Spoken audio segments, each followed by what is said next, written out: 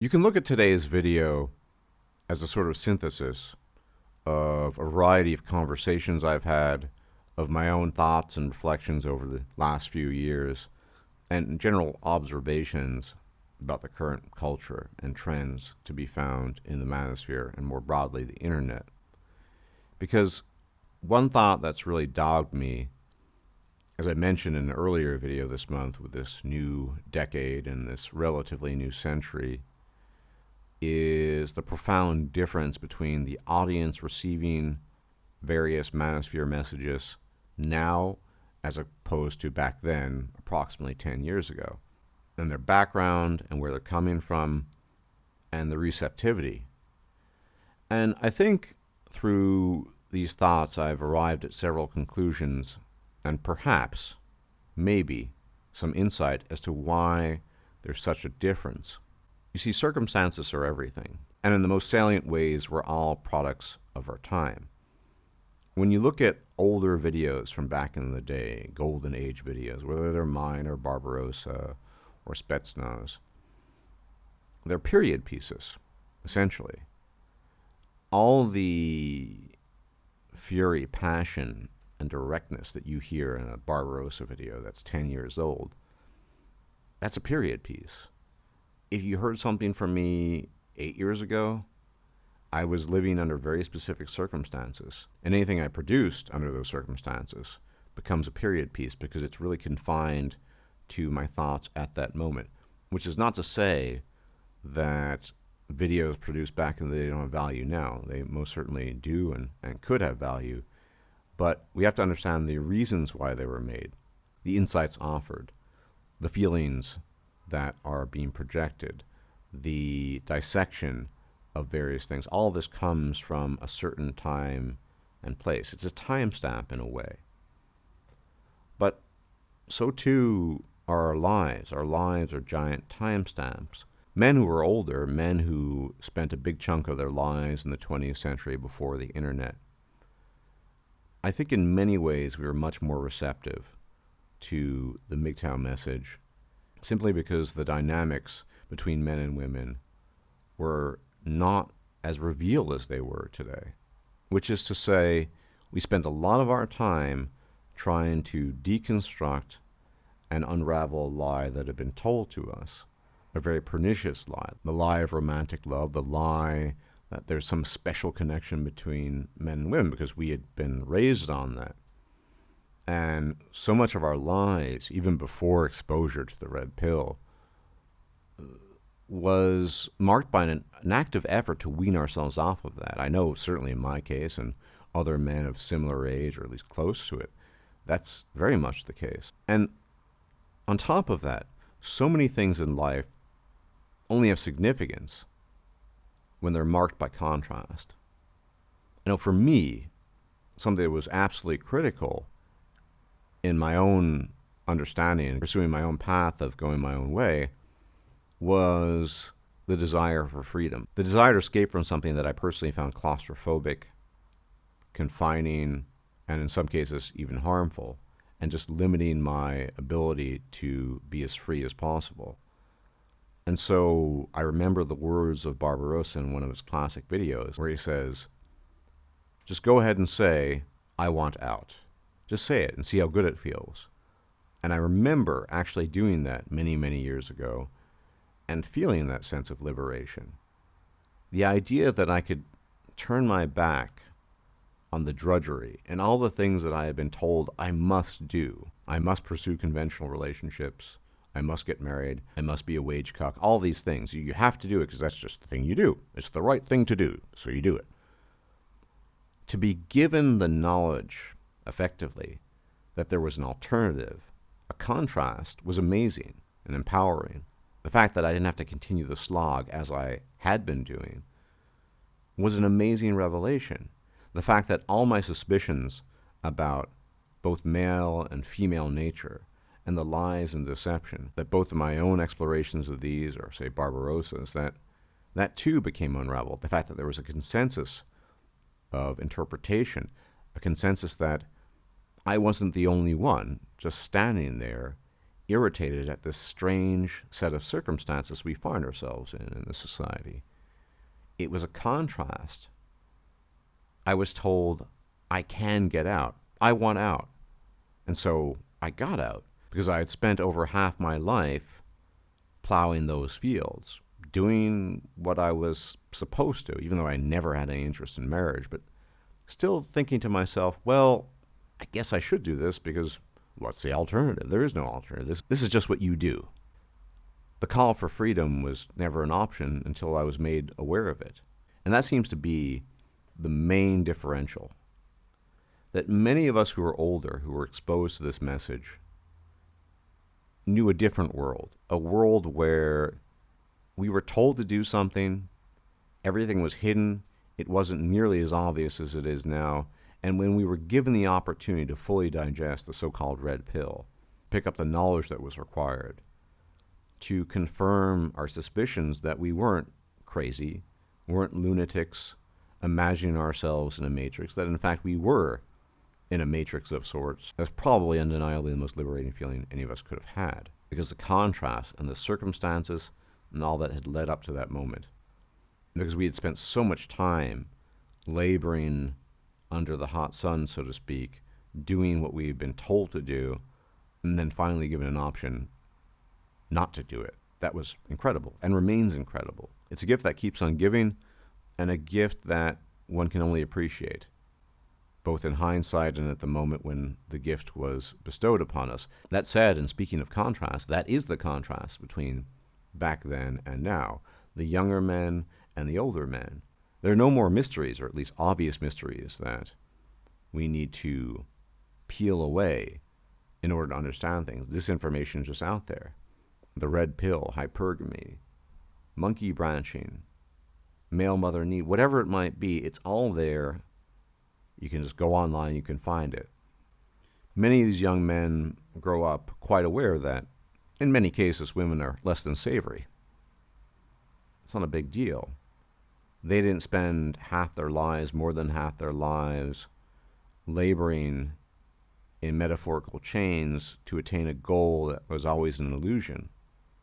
And so they look at this stuff and say, yeah, duh, it's obvious. But the value that is contained in the contrast, as I mentioned, in the distinction between the presence of something and the absence of something is immense. I've observed this with older people who've been in wars.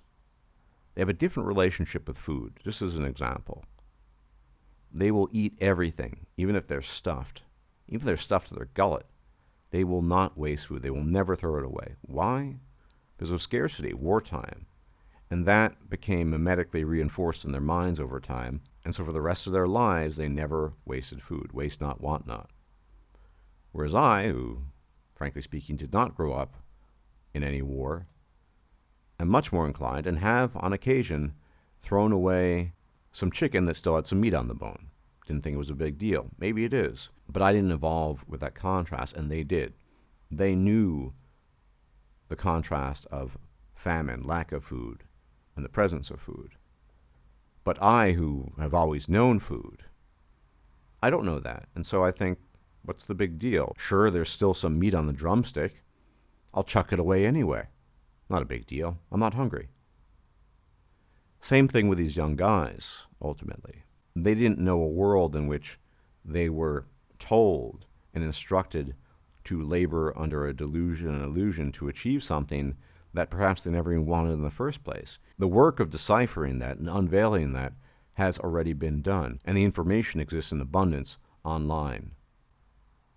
So it's not a big deal.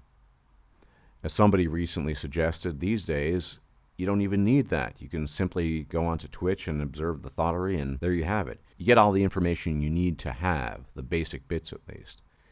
It's a different world. But the value of something, I believe, is only highlighted by its contrast or its absence. I can never value food as much as those people who have lived in war zones. Just as I think that some of these guys who might hear the call to freedom might not be able to value it the same way I did, or men of similar generation and age. And that's not a condemnation, that's just an observation, which is why we need to think about new ways of relaying information. When I talk about freedom and the dissolution of delusion and illusion to some guy who's 15, 16, 17, even 18, it doesn't mean anything to him because he's already absorbed all this oftentimes. He's benefited from the work others have done, no doubt, but it's not a big deal. He knows of the unsavory nature of the allegedly fair sex. So where does he go from there? And frankly speaking, I don't have a perfect answer to that. But there's another factor that coincides with this and has a lot to do with this ultimately, and I think it's general overstimulation. So you have the different circumstances, but you also have an environment that is too stimulative. What do I mean by that? Well, back in the day, as many of you might know, if you'd lived back in the day, I certainly don't want to come off as the grizzled old man, but before the internet and before many of these innovations had arrived at the scene, there were limited means of stimulus. You would have to go outside, engage in sport maybe. And even the things that captured our interest, the passions. I remember for me, after a hard day at school or whatever, I would go with the little money I had earned or the small allowance I might have had and rush the comic shop. And I couldn't get all the comics I wanted because I had limited funds. And so I'd really have to choose. I'd look at the cover, I'd check out the insides of the comics. And even though I might have wanted to get the Spider-Man, the Silver Surfer, the Incredible Hulk, and the X-Men, sometimes I just end up getting the Incredible Hulk and the Silver Surfer. There was a limited selection. And so I think we make a mistake as older men telling younger men to just sort of find hobbies. I know that's a bit of a meme, go find a hobby. Or go find some interest, something to do. Because everything's been blurred into this landscape, this miasma, this mirage, this melange. You see, we know quite well that when people are confronted with too much choice, there is no choice. Everything becomes the same. So, for example, if you were to lay out 4 different jams, people would be much more decisive about choosing which jam it is they want. In which case, more often than not, they would be bewildered and lost. And so it's not as easy as us just saying, go your own way, find a hobby, find a passion. How can you even do that in a world where there's no contrast, where there's no absence, where there is no choice, really? It's all been merged into this amorphous mass of nothingness. Shows are all the same, games are all the same, activities are all the same, comic books are all the same. As a consequence, young men find it very difficult to sort out what their interests are. There are, of course, exceptions, but how often have you come across some young guy online that after some conversation, and indeed some interrogation, you find out what do they like to do? They just like to be online, and they don't have a specific taste. It's just kind of something they do. Now, that's not universally the case, but I do remember that the things people used to pursue back in the day were quite distinct. Again, I hate to play the old man, but I was reading Game of Thrones before it was cool back in '96. And I remember what a page-turner it was, at least it felt at the time. And fantasy novels in general. It was admittedly a form of escapism from the drudgery, from the illusion that I'd given myself to, but at the same time, it was a wonderful way to escape. And people themselves seemed more distinct on average in the things they wanted to pursue, their interests. These days, everything is this bland mix as I've described. And so is it any wonder that the younger men struggle to find themselves, to find things to do, when there's no choice, because every choice has been given to them? And so the ability of discernment, the ability to discern differences, to even find out what appeals to you the most, is very, very difficult when 99% of everything is nigh identical. Do you like the Avengers or X-Men? What is the distinction between the Avengers and X-Men? Well, technically, the X-Men have genetic mutations, and the Avengers are sort of a mixed batch, and blah, blah, blah, blah. Well, a lot follows from that, but the way it's presented, you really wouldn't get a lot of those differences, those distinctions. You wouldn't find the particularly interesting parts to be found therein. Likewise with science. We're living in the age of I freaking love science, where everyone loves science without knowing very much about it at all. We're living in the age of video games, the biggest entertainment industry in the world by far, but everything just seems so bland and unremarkably similar. And I have to fully admit that, at least as of the current date, I do not know a good solution to this. Ideally, of course, I would like to see young men feel the same sense of freedom, the same desire, all these things that I used to know. But it's a different world, it's a different epoch. Things have changed so much. And so whatever old ideas were on offer, they will no longer be functional. Nor do I believe that it would be optimal to simply mass market basic bitch talking points. To truly help the young men of the current generation, we need something new. A new paradigm of interpretation, a new paradigm of explanation. I don't know exactly what, but it does start here. It starts with breaking down the component parts of the machine. It starts with trying to derive a history of how we got here and what the differences are. If we don't do that, we can't go anywhere. We don't want to simply stand by and watch the current generation of men waste away in absentia in a very similar sense that I or many other men might have wasted away pursuing the grand illusion and the lies that have been fed to us. These young men, they know all about the lies. They're living in a post-illusion world, a post-matrix world, so to speak. And what do they do with that? I don't claim to have the answers right now, but I'm trying to take a whack at the problem. And I think we who are genuinely interested in helping young men will have to think out of the box and think within the paradigms they have been exposed to and not our own. We cannot assume that we are the baseline. We cannot, as I said in a video once, extrapolate from our own experience and assume it's equally applicable to them. They're going through some different things. And again, I'm not sure exactly how to help them, but we need to start somewhere. As always, thanks for tuning in. If I'm still alive, I'll check you out later. May the gods watch over you. Enjoy your weekend. Bye-bye. If you liked this video, please like, share, and subscribe. And if you enjoy my content, please consider making a donation or becoming a patron. Thanks for watching.